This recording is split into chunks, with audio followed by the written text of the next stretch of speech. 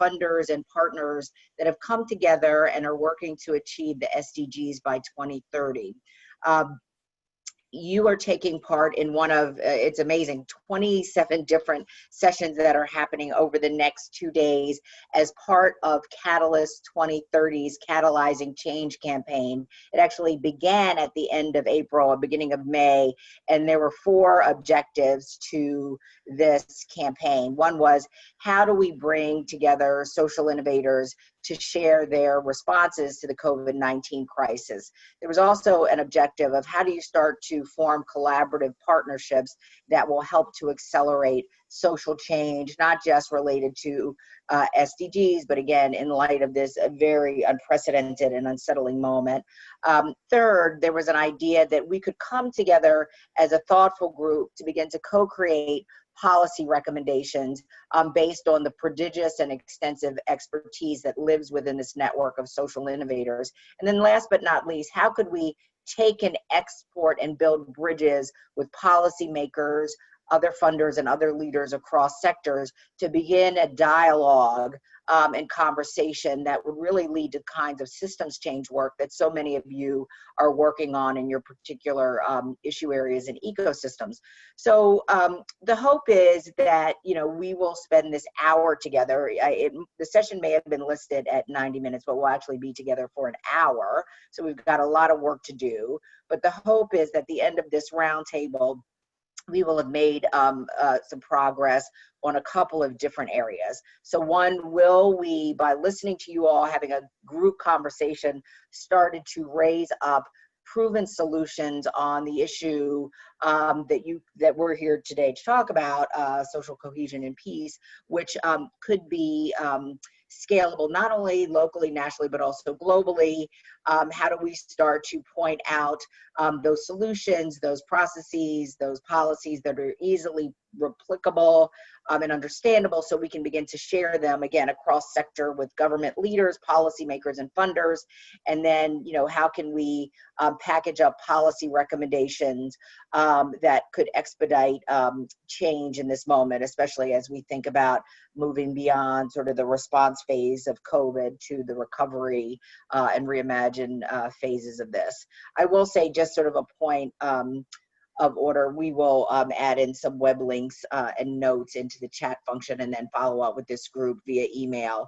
So if we don't have your email address, please share that with us. We are also hopeful that in addition to spending this time with you all as experts and innovators and leaders in your field, that for those of you who are not yet members of Catalyst 2030 might consider joining this movement. And we will be sure, if we've not done already, if the Catalyst 2030 team has not posted yet a link for Catalyst 2030 information, we will do it if we've not done so already. You know, I thought it was great that Anton kicked us off with a check-in on where each of us finds ourselves in the world. I know I'm not too far from one of our participants in the Washington, D.C., Maryland, Virginia area. But if you haven't sort of shared where you are in the world, please do that. And also, I thought a nice icebreaker or way to begin our time together is just share 1 or 2 words about how you're feeling today as we come together. I think in this moment, again, so unprecedented, so unsettling, so disruptive, just sort of a point of order. Tell us how you're feeling in this moment. And it's just a nice way to begin our time together. So we'll let that populate the chat box. And while you're thinking about that and doing that, allow me to quickly introduce this terrific group of speakers who will kick us off. I'll quickly tell you who they are, and then I will ask each of them to not only tell us a little bit more about their organization, how they think about their definition and application of social cohesion in their work, as well as begin to discuss their approach and work around these issues. And then after we hear from each of those speakers, we'll then open it up to you all as the broader audience and have what I know will be a robust and interesting conversation as we work our way towards some specific policy recommendations and next steps. So in no particular order, just who I'm seeing on the screen. We have David Lubell. I see David joined us. Welcome. He is the founder of Welcoming America, as well as the founding director of the Welcoming International program. I see Shona Mcdonald, who is the founder of Shona Quip. I also see Kristen Powell, who is the Special Projects Coordinator for Center for Policing Equity. And I see as well Sarah Gardiner, who is the Director of Policy for Freedom for Immigrants. We've got a terrific group of leaders who will kick us off in conversation. So anyone want to start? Maybe because David is front and center in my screen, maybe we'll start with you, David. Thanks, Cheryl. Thanks so much. And welcome, everybody. We're so excited. I haven't put on the chat, but I'm feeling overwhelmed and really excited at the same time.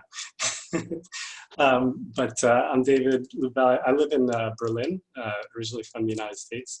And I run an initiative called Welcoming International. And just to quickly give a description about what we do, we started in one community, actually in the United States, back in 2006, and then Welcome America started in 2009. But in that one community, it was actually very hostile to immigrants and refugees at the time, that had a big, rapid growth in its immigrant and refugee population. And so we developed a methodology. I was working as a community organizer at the time and helped develop a methodology that helped build contact between individuals across the city of Nashville where we were working. Also used communications messages and other narratives to try to change the messages, because people had so many misunderstandings about the people who were moving into their community. And finally, identifying leaders from different sectors who could help elevate the work. And over years, it really took several years, but we transformed Nashville into a really welcoming community. And eventually, we're able to take it from kind of welcoming instead of hostile to fully welcoming by helping them conduct a community-wide planning process to actually identify, okay, what are all the barriers that are still existing in this community that are preventing everyone from reaching their full potential, and also what are the barriers that are keeping people from feeling like they belong here, like they're welcome. And so that involved creating a plan and then implementing that plan and changing the policies of Nashville. And when we demonstrated that that was beneficial for Nashville, other cities around the United States wanted to do that. We grew to over 200 cities in the US, and now we're working in 7 different countries around the world with local partners that develop standards for welcoming, policies for welcoming programs. But what didn't take long to realize was that it's great to have a social enterprise, and I'm glad that we're doing our teeny little part, but we can't do it by ourselves. No way. The challenges that we saw in 2006, and now the challenges we were seeing before COVID-19, it was just really, really difficult. Like we're in a social cohesion recession right now, I would say, in the world, or we were before COVID-19. And so this is the time where the world is kind of at a crossroads, and we could move into a time where social cohesion actually starts to increase. There's some signs that that's happening temporarily, but there's no guarantee at all that that's going to happen permanently. And there's also tensions right now. But it could also go in a very negative direction with all the scarcity and the economic challenges.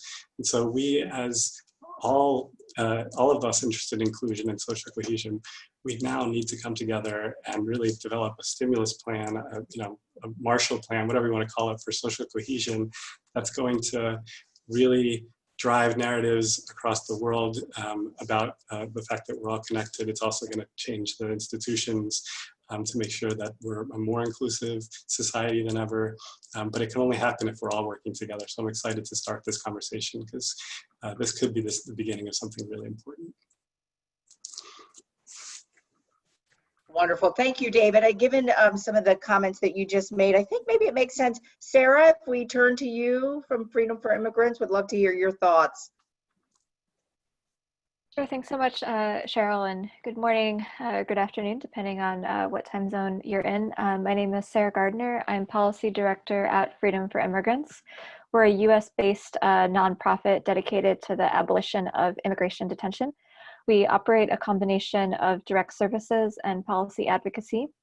On the direct services front, we have a visitation network of approximately 4,500 volunteers that we coordinate. People do weekly visits into the Immigrations and Customs Enforcement detention centers throughout the United States, monitor for abuses, provide human and social connection to people that are very isolated in detention. We also have a hotline that people in detention can call to place unmonitored calls free of charge and be connected with a trained volunteer. We operate a bond fund and help model what a world without detention can look like through sponsorship and accompaniment work with an additional network of very impressive, very big-hearted volunteers. On the policy advocacy front, we support federal, state, and local level policies that push back against detention center expansion and increase oversight and accountability for abuses in existing detention centers. Previous to this call, we had a planning call yesterday, and I was telling the group that it feels like our work has changed a lot, and that the sense of urgency is enormous and real, but our overall objective has not changed at all. I just checked the numbers. As of this morning, there are about 1,200 confirmed cases of COVID-19 in ICE detention and about 30,000 people who remain detained in really overcrowded, unsafe conditions. And it's not only a risk to the people inside detention, but to our collective public health and our communities in general, because as people get sicker inside detention and they need medical care outside, that will exacerbate, existing strains, particularly for rural healthcare infrastructures that are already kind of buckling under the weight of responding to this pandemic. So in this time, in one sense, it's been very exciting because we've been forging some new partnerships, particularly with public health experts, with medical professionals who are working to help facilitate rapid, large-scale, and safe releases from detention. So some new partnerships there that are very exciting. We're starting to reach out to colleagues that are advocating for decarceration in the criminal justice space to see if there are lessons learned that we can apply to decarceration in the civil space. And it's also been very encouraging to see how the community of our more traditional partners and allies has come together to really think through what our respective strategic strengths are. So for example, Freedom for Immigrants has a pretty strong monitoring infrastructure. So we've really lent that to the collective, kind of struggle and advocacy right now, and are producing bi-weekly reports and helping to centralize information about conditions in ICE detention centers nationally. Whereas other partners were lifting up their advocacy efforts if they have like a stronger organizing apparatus. So there's a lot of potential, a lot of room for encouragement, but the need is also very great, and it can feel a bit like running against the clock and uphill at the same time, if I'm not mixing my metaphors. So I'll pause there. Thank you very much, Sarah. I think, you mentioned the monitoring work that Freedom for Immigrants does so extraordinarily well. And I think it would make sense now to turn to Shona, who's such a leader in the space and really focuses in part on predictive data analytics. I think that's a great segue. Shona, will you jump in and share a little bit more about your work, your approach to social cohesion, and what you're thinking about and doing in this moment? Hi, thanks everybody. Just a bit of background to us. I started an organization called Shona Equip Social Enterprise nearly 30 years ago now. So I'm not key any longer in the running of it, but certainly in the leadership of it. Shona Equip is a South African-based hybrid social enterprise that really is focused on driving social change towards a more inclusive society where people with disabilities are welcomed and empowered and enabled to live to their full potential. We do this through a really ecosystems approach of support around the family. So this means that we touch on multiple different elements of the barriers that families experience to achieving inclusion. That includes manufacture, so we design and manufacture a range of assistive technology for children with disabilities living in rural and remote areas. We're involved in early childhood development programs and teaching ECD teachers how to include children with disabilities into play, involved in training healthcare professionals on how to assess and fit and maintain proper 24-hour posture management for children with mobility disabilities. And then we provide social services, social support, and a very strong element of advocacy and research, which comes back to your point, Cheryl, around data management and trying to understand what we're dealing with and ensuring that our work is always driven by the people who need it and not by ourselves or what governments or funders think need to happen. So what COVID has really exposed for us or highlighted for us is our understanding of the huge gap in information that parents and families have around children with disabilities. Historically, educators, health professionals, social workers have become the knowledge holders and specialists, the professionals in the field of disability. And as this has become more and more economically driven and health systems have shifted to no longer function around the individual as the driver, but rather the economics of the individuals, we've now noticed what I think we've always understood, but it's like right in our faces now, that parents have been completely disempowered of any information to be able to actually work with their own children now that there's lockdown. Kids are no longer in schools, parents don't have the skills to teach them. Children at home with wheelchairs or assistive devices which are broken, or parents are unfamiliar on how to use them because that information was tied up with therapists. Children are having health issues. Parents don't know how to deal with them, but are too scared to take their children into the hospitals because they're high risk. So our work has now almost been validated that we need to democratize knowledge. We need to shift the power back to the people who need it 24 hours a day. And in doing that, try and somehow find the balance in this healthy ecosystem approach to how do we keep the economics of the process still healthy, but ensure that the people who need the information hold it themselves. And very primary to that is our work in using parents to collect data and do their own research and benefit from the results of that research themselves. At the same time, helping us build platforms to use that data to help parents change the policies and the delivery on policies, which is excluding them. Thanks. Thank you so much. And I think that's sort of a perfect segue to the last of our four speakers. Kristen, would love to hear from you for the Center for Policing Equity, because you are known so much for, again, the data analytic piece. And I do think it was beautifully said by Shona, this democratization of knowledge as a form of power building. Would love to hear more from you now, Kristen. Thank you. Thank you, and thank you, everyone. I'm so excited to be here. My name is Kristen Powell. I'm hailing from our Los Angeles office.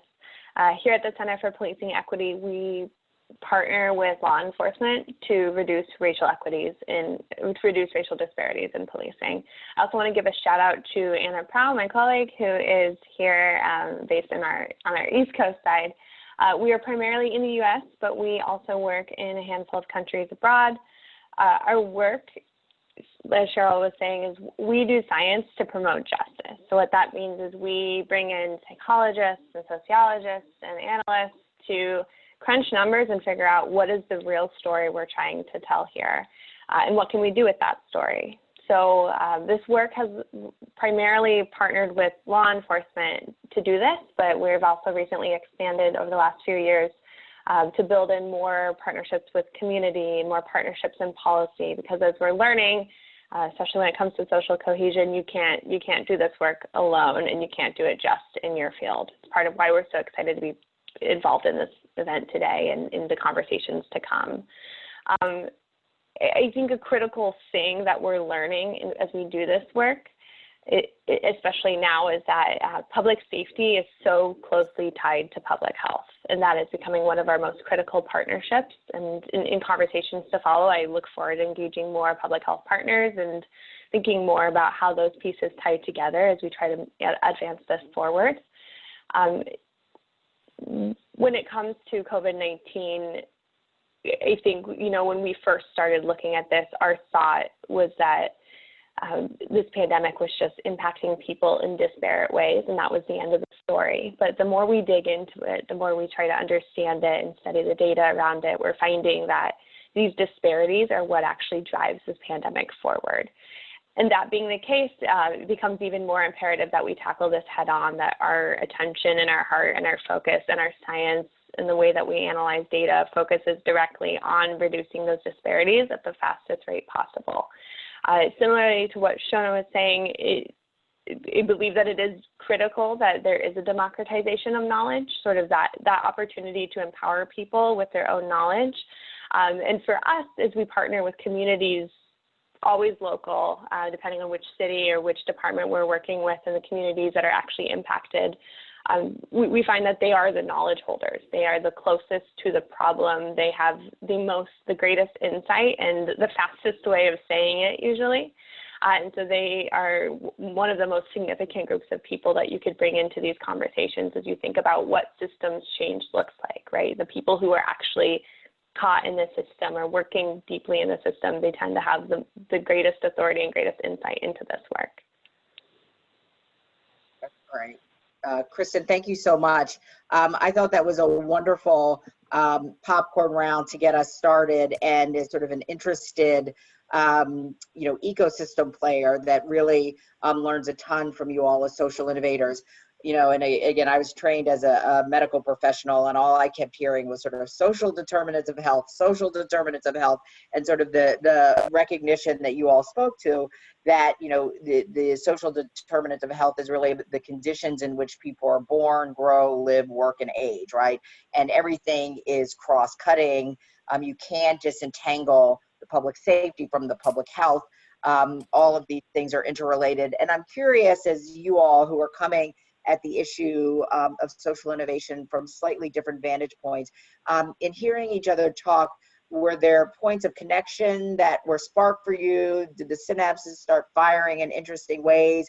Curious where you all would take the conversation after hearing from one another.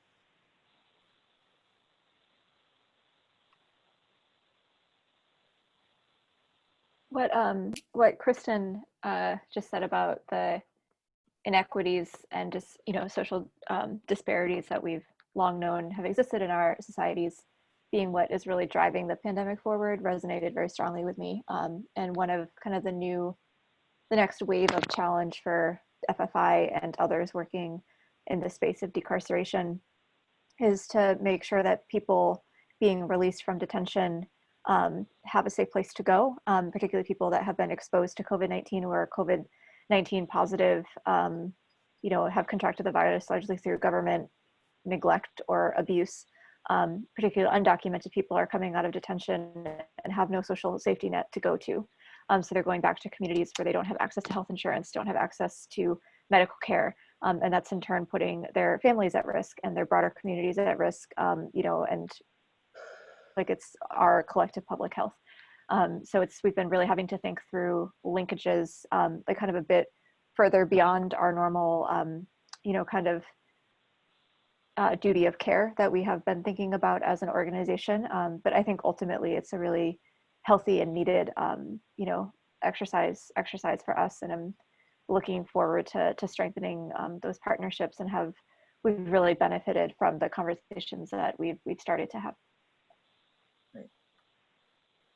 Any other thoughts? One of the biggest questions that, and I look forward to hearing everybody else who's on the line beyond the main speakers, given their perspectives as well on this. But from my perspective, the piece around disparities driving the pandemic forward, I agree, also very much resonated with me. I think right now, I mean, we're all in this work because we've recognized that there are disparities that are destroying our societies and making so many people suffer needlessly, and we're not okay with that. Like we're just not okay with that. I think the big question is, how do you take this moment? Because if you highlight the fact that the argument that people have made around, if anyone gets left behind, or like kind of like the weakest link can make us all unsafe. If nobody's healthy, then we're all not going to be healthy. How do you turn that from a frame that's can almost be seen as, oh my gosh, that all the people who are different than me are more like are going to get me sick? How do you go from that kind of a frame to actually like in our world we haven't been doing enough to help or to reduce these inequalities, and we can't survive as a species if we don't turn that around. Plus, we're only realizing a teeny bit of our potential when we allow this to go on. When we allow these inequities and these divides and us versus them thinking to take over, it's not gonna work. But it's also a huge waste, and we could be so much better off. So how do we take this moment to move it down that right direction? I think that's a huge question that is underlying all of this, but I don't know, how to do it is something we have to think about together.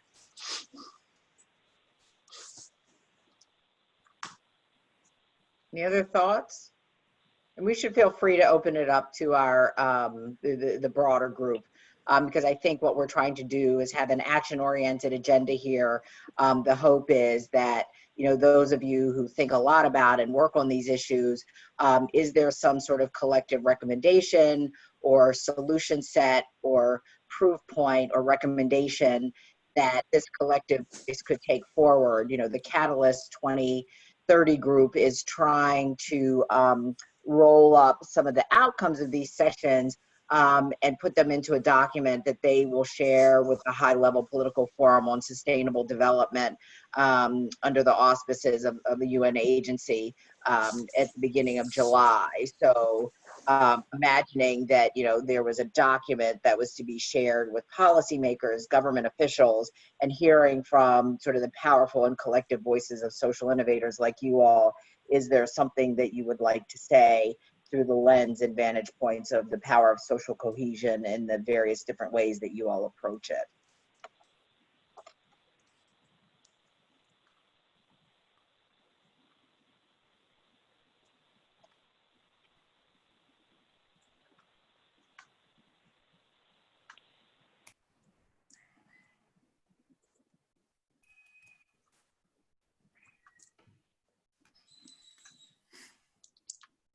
I think I'll throw something in here that, we sort of talked about yesterday in some discussions, that it's almost like there's two sets of social cohesion up for discussion. One of them is with organizations similar to you that are working basically in your field trying to drive this work forward as well. And then there's an entirely different sort of cohesion across the plane that you're working. So for us working with law enforcement, we're trying to pull in law enforcement, we're trying to pull in policymakers, we're trying to pull in community.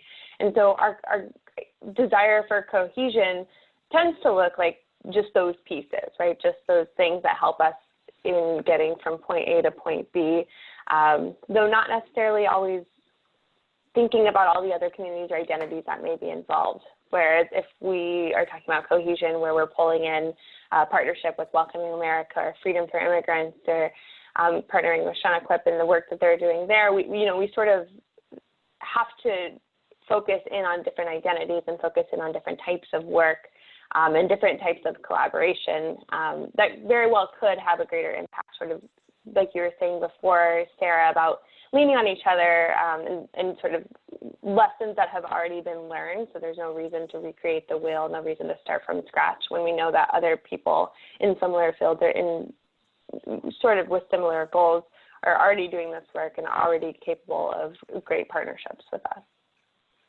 Mm-hmm. Yep. A framework that Freedom for Immigrants is starting to think through, and we didn't invent this. This came out through a coalition of partners known as the Defund Hate Coalition.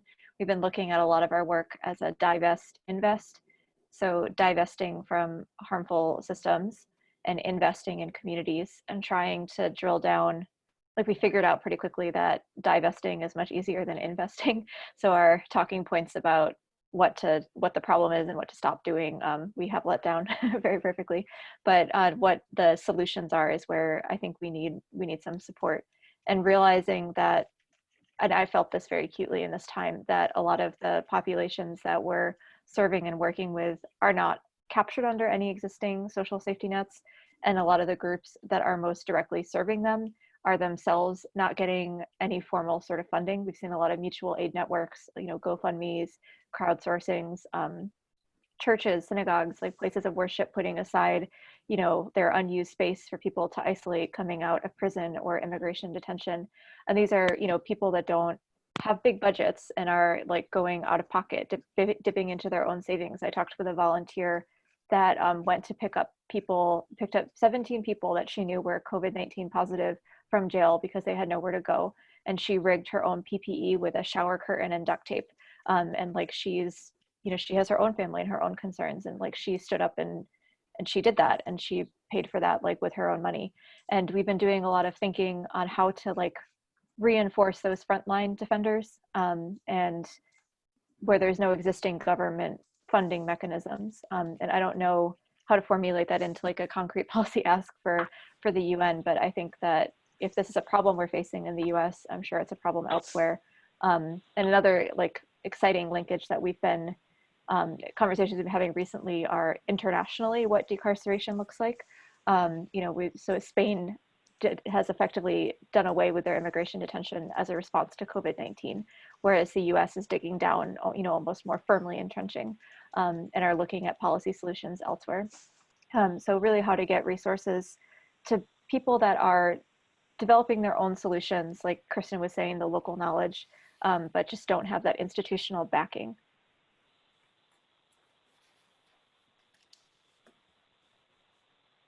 I hear shades of Shona's democratizing knowledge. Knowledge is power, sort of devolving this information, these solutions locally and proximately,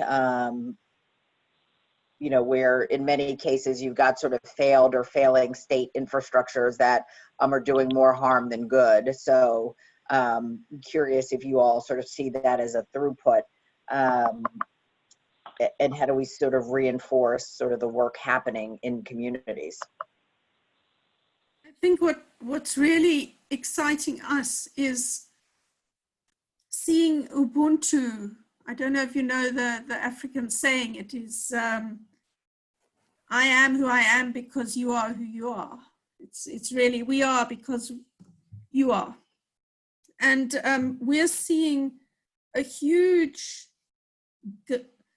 movement of action across the country, across political parties, across race, gender. Everybody is standing up and helping each other. And I think what is really exciting for us is trying to reframe how we can harness that and package it so that it goes forward as a positive actual thing, something that's tangible that can be replicated in the future out of COVID. So how do we take the very best of what COVID has caused and really elevate it and galvanize these actions into a future way of behaving that is socially aspired to, so that we don't go back into the old patterns of behavior. And I think that certainly in our work, if we can constantly reframe and package the best possible activities that we're seeing that are happening, and make sure that we're part of replicating them and part of bridging the dysfunctional systems, rather than going back and constantly worrying about the dysfunctional systems, rather focusing on how do we take what's happening now that's actually fixing the systems or functioning without even the systems functioning? How do we package that and build that and invest in that? Because that is the future. So I'd love to build on that because I agree with you, Shona, and it builds on the point that was made around, that Sarah made around this divest and invest. I like that terminology. I think, I guess to put out an idea, like if we had I can't come up with a better term. I'm trying to come up with a better term because it's so loaded. But until someone helps come up with a better term, like a manifesto for social cohesion, you know, in the 21st century or something like that. I don't know. But what would that contain? And I think that would contain elements of like invest, like where you're talking about, Shona, like how do we support things that are potentially getting, you know, that could get better or showing glimmers of hope. How do we support that? You know, what are we for? Not just both on the policy front, but also on the social norms front, which is what you're alluding to. And then there's also the divest stuff. What do we want to throw away from the last chapter? If we're going to be adding, you know, stuff that's sort of coming up for this new chapter and putting that into our manifesto.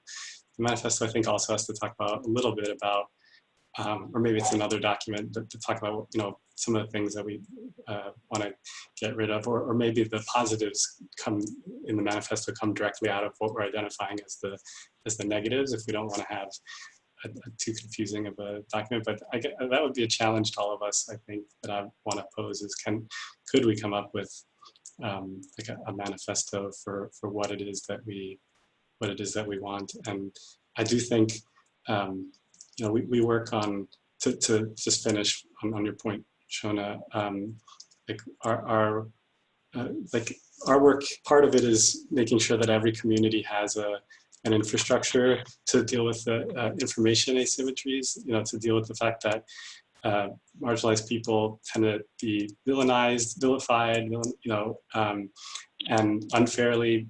And so, you know, if you have an infrastructure in every community that's making sure to collect all of the stories of people who are, because all types of people are contributing to the community and share the values of the community, but their stories are never told. But if you have in every community in the world that infrastructure in there, it's not the only thing at all, but it's something that if we had that, at least it could avoid some of the dehumanizing stuff that happens that leads to all these negative policies. So if I were to create a manifesto, like, you know, making sure that there's some sort of a positive communications infrastructure in every community, for me, would be part of that manifesto. But a lot of the other things that people have said already would also be part of it. So yeah, that's my challenge. I'm curious what other people think about that idea.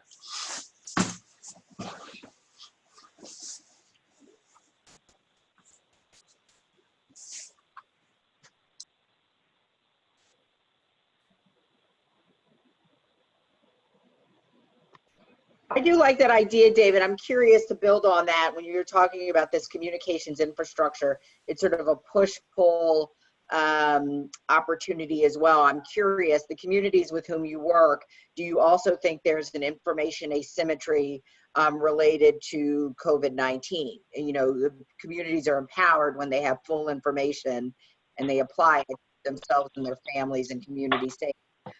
Do you think the communities with whom you work are operating from a position of strength, or is the same kind of inequities and information inequity around COVID-19 that doesn't allow them to sort of approach this with strength and resolve to get through? Sure, it's a good question, Cheryl.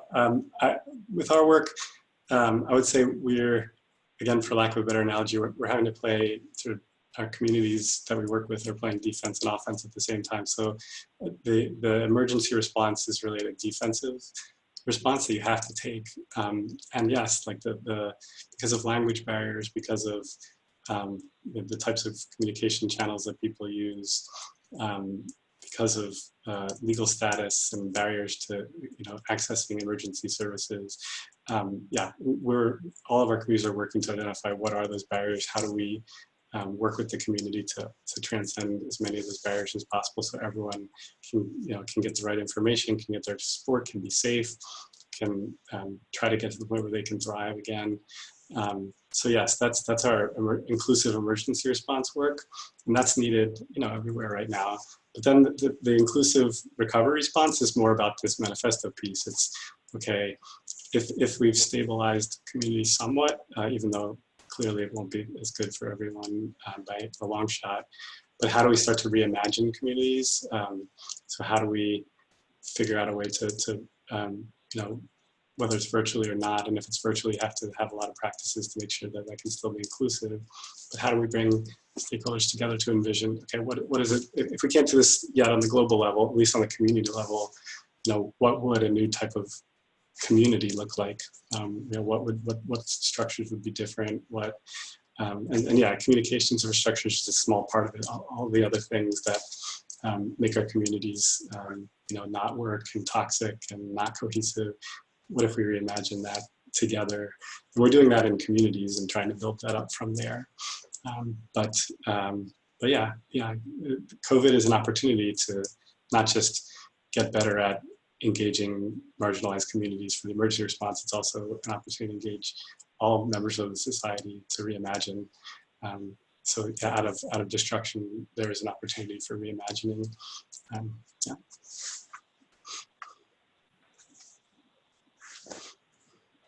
I'd like to add here too that I think, David, I love what you're saying about thinking about investing and divesting, and sort of as we sit here, it feels a little like spring cleaning, right? That you sort of go through your things and figure out, okay, we really don't need this. We always said we were going to do this or use this thing, but we really aren't, and it's not where our best resources are, and really trying to divest those resources. And then same thing, figuring out, this is actually worth our time and worth our value.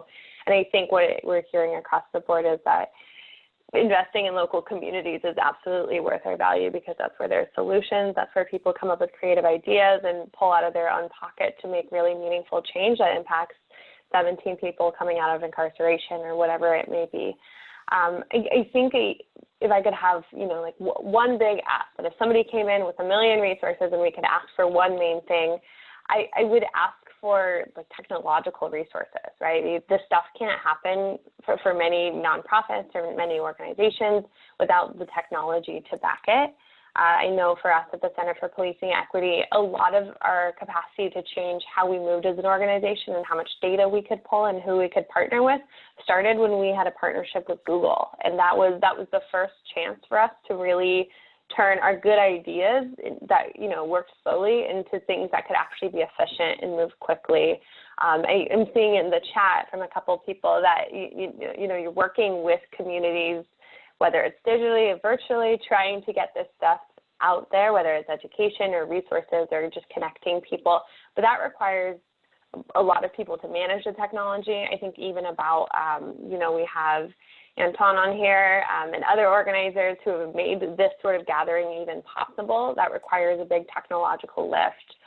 So whether it's building out internal systems to make foundations stronger and more efficient, or creating platforms that make it easy for communities to connect across the board, I would say that a critical thing we need as we move forward in this work is for the many technological resources that already exist in this world to be reinvested into the things that we need already. I'm going to jump onto that really quick. Thanks, Kristen. That was exactly right. And you started to go in the direction that I've been thinking about. And that is, in order to help communities develop new habits, in order to actualize a manifesto and deliver on it, in order to help communities have the strength necessary to handle the democratized knowledge that they get, in order to choose to divest or invest, we have to have the organizational capacity and strength to do those things and to partner with each other. And paying attention to that, because we are going to have to create our own new habits for this new world. We're going to have our own strength for this new world. And that decision making, that planning capacity, that liaison with technology capacity, that management capacity, those internal components, those operational components are essential as well. Now, I've got my COO hat on talking about this, but in order to deliver on all of those community things, in order to deliver on all those programmatic aspects, we're also going to have to spend a little time to reflect on ourselves and make sure we have the capacity to do it. 2 cents for the day. Thanks. I think that's great. I thought that's very instructive. I like that thought experiment. Like, so, right, if you could, the one big thing, and I do think that sort of this capacity building piece is critical. I'm curious if others agree, would build on that, other wish list items in this moment.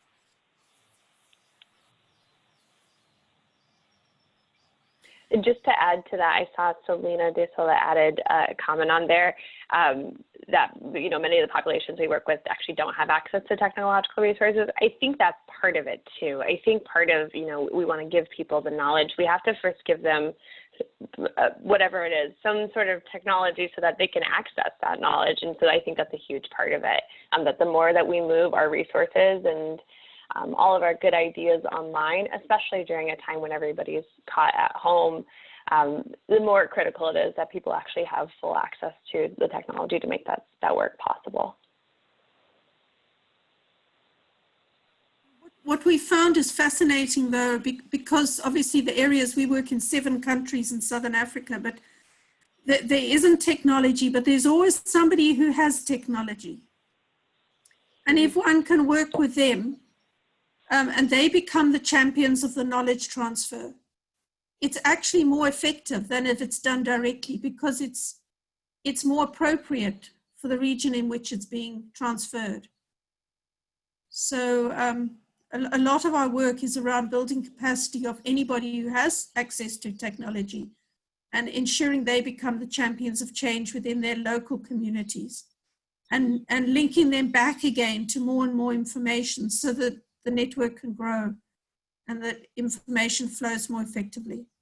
So it's too easy to, for us, it's been too easy to sort of say, well, we can't do it because. We've rather tried to reframe it to say, okay, what can we do? And at the same time, fight for exactly what you're saying, Kristen. Building that in the background, but the urgency is too great. We cannot wait for that to happen, but we need to advocate for it to change while we're busy. Yeah, hi guys, nice to meet you. This is Selena. Sorry I don't have video, but we have homeschooling, so we battle the bandwidth here. I totally agree with what you're saying, Shona. I think it's about solving these challenges. And I think, I know that we, you know, as we've been taking all our content to digital platforms, which is new for us, by the way, we've been all about in-person work because our communities have such high levels of trauma. But I think that is a really good kind of leverage point to identify community leaders that do have not just the technology, but the bandwidth. Because for us, it's not, most people have cell phones. The issue is the bandwidth. I don't even know the technical term, but basically they can't download the information they need. They can't download the videos. So we're struggling with the combination of device plus bandwidth.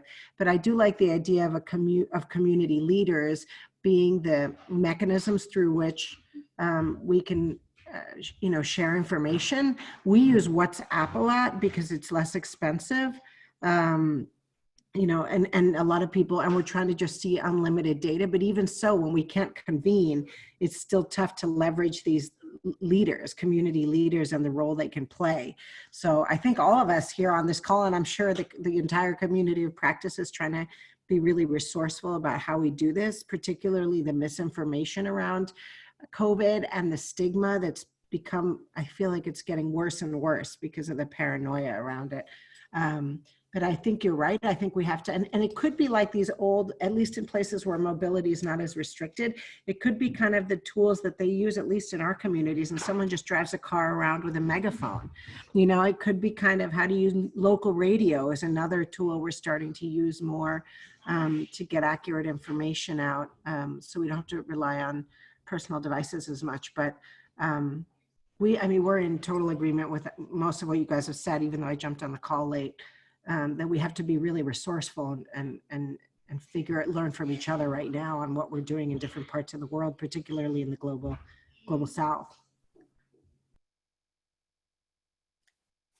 I think if we work from the premise that we are all change makers and we need to trust in that and share information wherever possible and not restrict it to where we think it will be effective.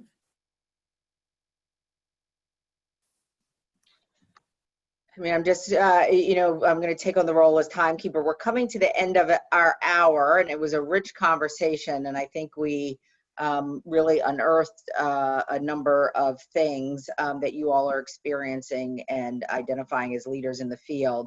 You know, just a bit of housekeeping. The Catalyst 2030 network will be sort of compiling all of these approaches and recommendations and inputs, and the goal is to get to the point where we've got a report that can be shared at the end of June, beginning of July. So again, I think we made some progress, but we still have, you know, more work to do. You know, if you've got other things to share, any other thoughts, send them to this group or Catalyst 2030 by not the end of this week, but I think next week maybe. So we've got a little bit of time to continue to noodle on this and think about this. So again, please send forward any additional information or thoughts. Also, you know, if you'd like to volunteer and be engaged in the drafting of this part of the report, or even other parts of the report where you see overlap with your work, reach out to us, or even sort of say I'm in, or count me in the chat box, and we'll follow up with you. But I just want to make sure I give the speakers a few last moments to share any additional thoughts, any threads that seem promising as we sort of take all of your good thinking and conversation and sort of drive towards some actionable ideas for policymakers and others.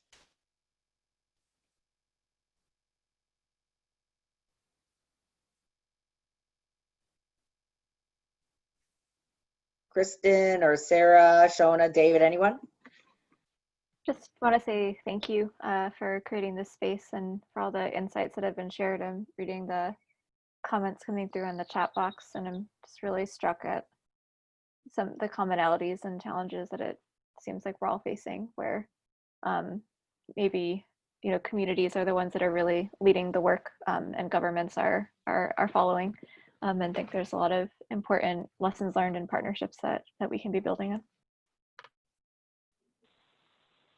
Any other? And Cheryl, I know you're probably going, yes, I know you're probably going to say this too, but as we continue to move forward, it's super helpful the more people, more organizations that can participate, because just of the diversity of perspective that it can bring.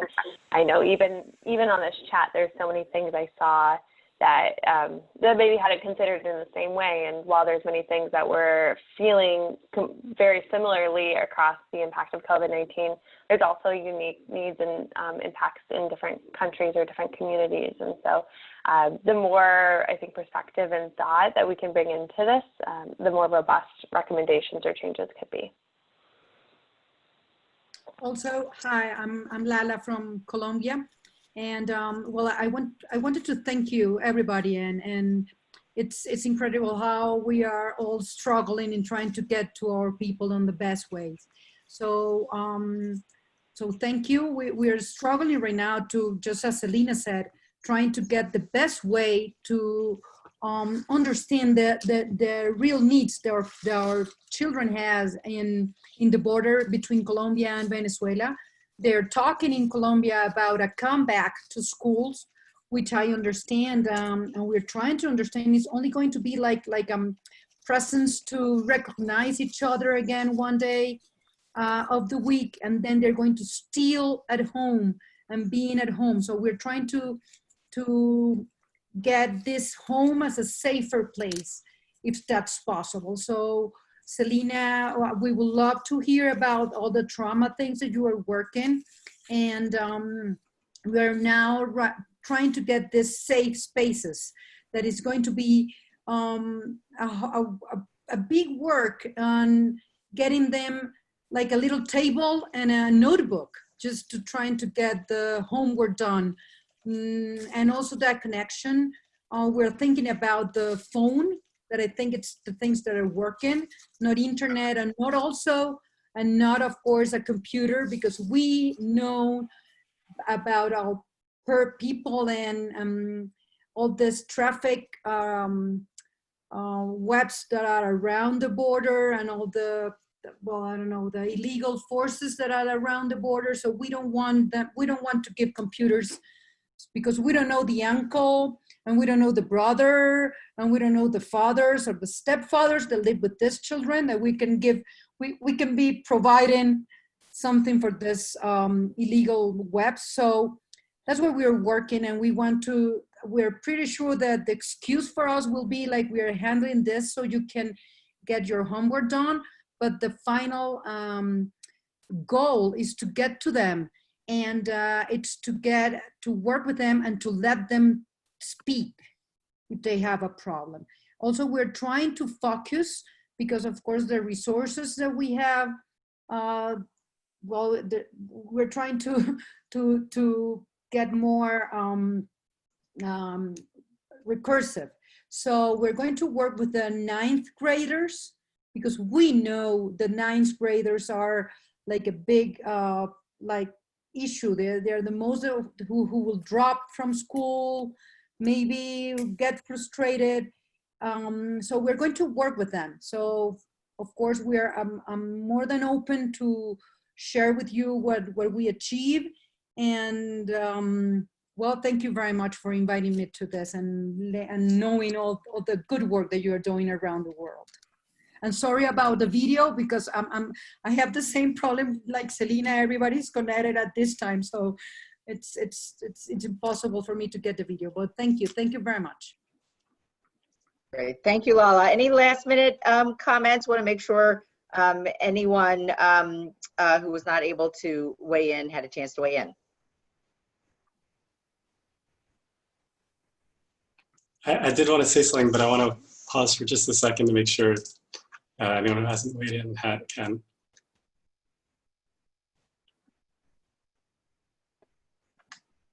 Okay, I think I'll go since we're out of time. Just to say that Catalyst 2030 is us. It's not some huge organization, or, you know, it's us. And this initiative that we're just discussing today is us also. This vision that we're starting to build together around what a socially cohesive world could look like. It's up to us. So I left my email because I'm, you know, as a volunteer, helping to play a role to kind of do my best to coordinate some of these activities within the social cohesion work. So I think we now have everybody's emails, and we'll get them from the backbone staff at Catalyst 2030, which is really the One Family Foundation. But anyway, I will help to make sure that we are all back in touch after this, but email me with any comments, or also particularly any other people, because we need to expand our perspectives, our ranks, our diversity. So please share potential people, keep sharing ideas, and there'll be more calls. There's another call in June, there's another call, I believe, in July, and we all should be part of those as well, to keep sort of lifting up ideas and then, you know, turning them into plans. And this is not something that's really been done before at this level. So it's an experiment, but it's also super exciting. And it was a great start. This is a super start to this group. And our work is so important that I'm glad that people's passion came out in this first of what will be many rounds of communication until we get to where we want to go. So thank you, everybody. Thanks all. Take care, everybody. Thanks for your leadership, Cheryl. Great facilitation. No, learned a lot from you all. It was terrific. Thanks Awesome. all. Bye. Thanks. Okay, bye-bye. Thank you, everyone. Thank you, everyone.